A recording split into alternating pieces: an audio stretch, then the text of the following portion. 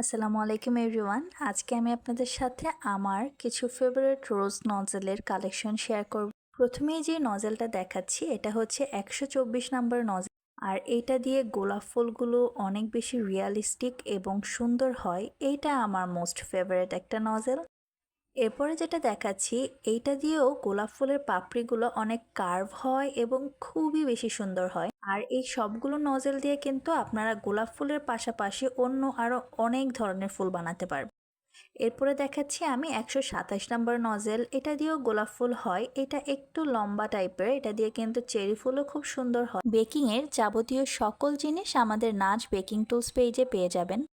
এরপরে যে নজেলটা দেখাচ্ছি এটাও কিন্তু 127 নাম্বার নজেল, কিন্তু এইটা একটু মোটা এবং এটা দিয়ে ফুলগুলো অনেক বেশি বড় হয়, তাই আমি ওই নজেলটা একটু কম ইউজ করি। আমার কাছে নজেলের অনেক